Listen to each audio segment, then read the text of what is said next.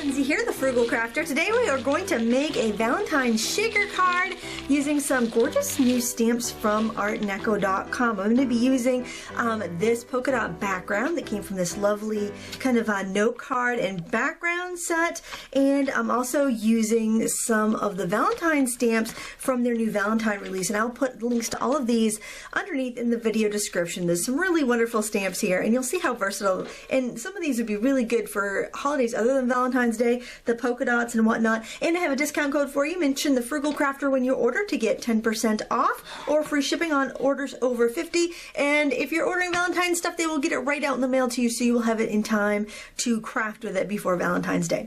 So the first thing I'm doing here is I'm going to take a piece of white cardstock, and this is a half sheet. It is 4 1/4 by, it's 8 1/2 by 5 1/2. And what I'm going to do is I'm just going to scooch it over about 1/8 of an inch on my scoring board, and that way I can score and kind of have like a little bit of a gap.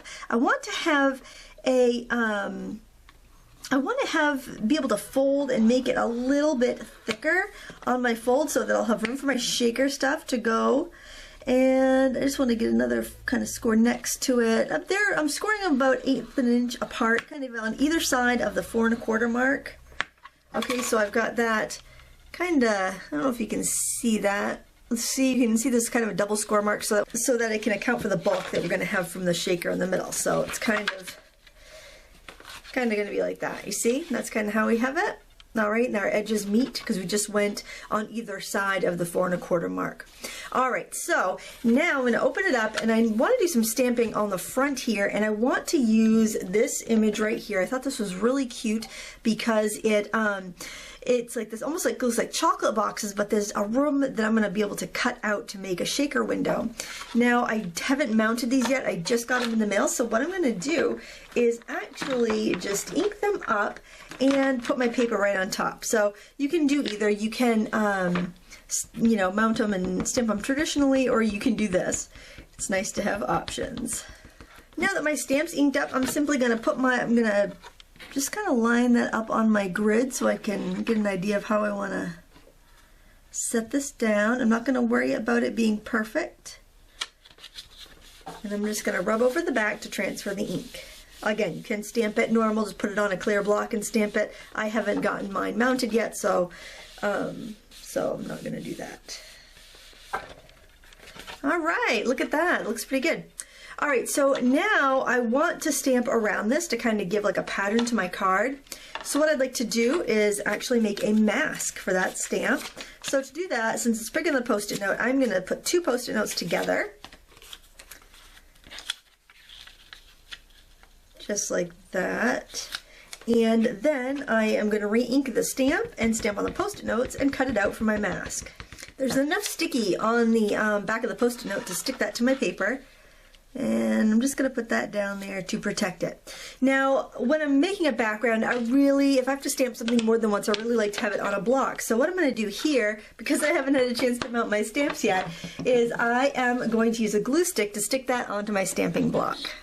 Just a little bit of glue on the back. And this is washable glue, so I'll be able to remove it, push it right onto my block. I prefer to have a somewhat squishy surface to stamp on, so I'm using a pad of paper as a little bit of a cushion. You could also use a piece of foam core. I just don't have one up at my desk upstairs. Now I'm going to choose some inks that I think will be pretty with this stamp set. I'm going to use some pinks and maybe a little bit of purple. I like to start inking lightest to darkest. I'll start with my Angel Pink. And again, use whatever colors you have. We all have different preferences, that's fine. A little bit of this Rosebud and a little bit of this Lilac Posy.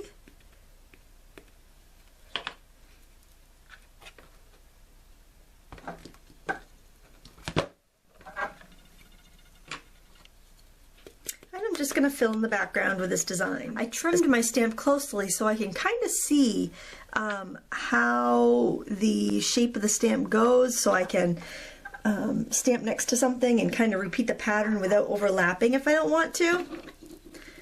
And when you buy your stamps unmounted, you can trim this closely as you want. Just make sure you don't cut into the design.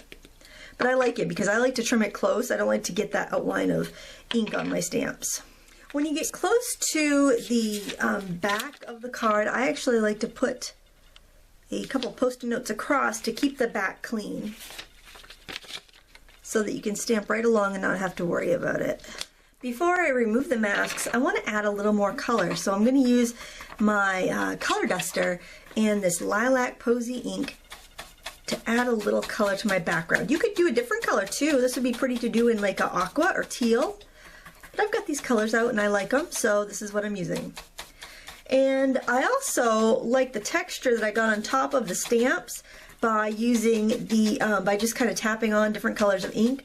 I like that. If you want something that's a little bit more solid though, work on a mouse pad and also just ink up your stamp with one color and you'll get a much more uniform look. I like this kind of grungy texture, but it's completely up to you. That's why stamping is so great. You get so many different looks from the exact same supplies. Whereas if you just buy a pattern paper, everyone's got the same pattern. If you use stamps, you can completely customize it. All right, now we'll remove the masks and you can see what we have. All right, now I'm going to cut away the inside of the hearts. I prefer to use an X-Acto knife, but when I'm doing a project like this, I find I can get much better results than trying to use scissors. I've got a fresh blade in here,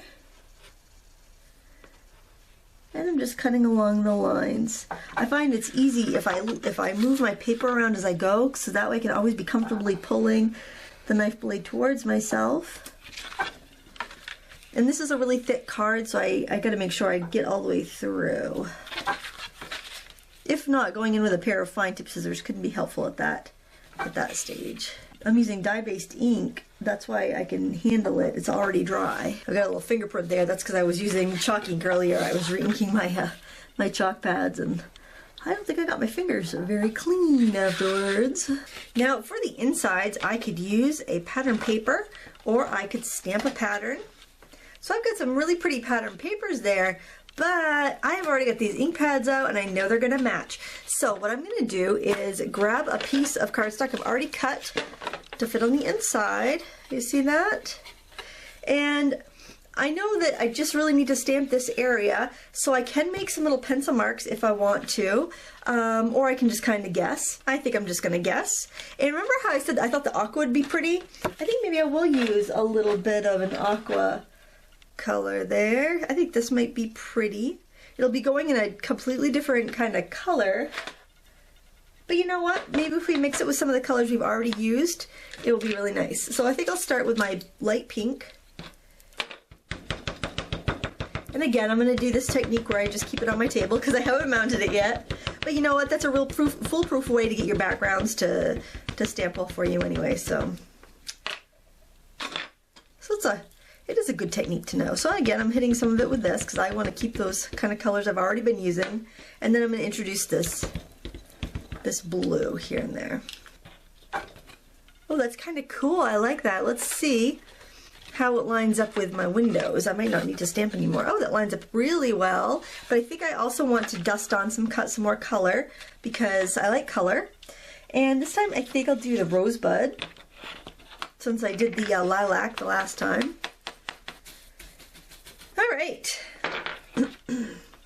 now we got to get our shaker prepared, and I thought this would be a really good idea. I'm going to use this little baggie that was left over from some packaging. Actually, a viewer, Jacqueline, sent me a bunch of her packaging because she goes, I know you use this, and I just don't want to toss it away if you can use it. And I'm like, you know what? I think I can. I think I can use that. All right, but I am actually going to trim the bag a little smaller, so I don't have to fold it on top of itself. And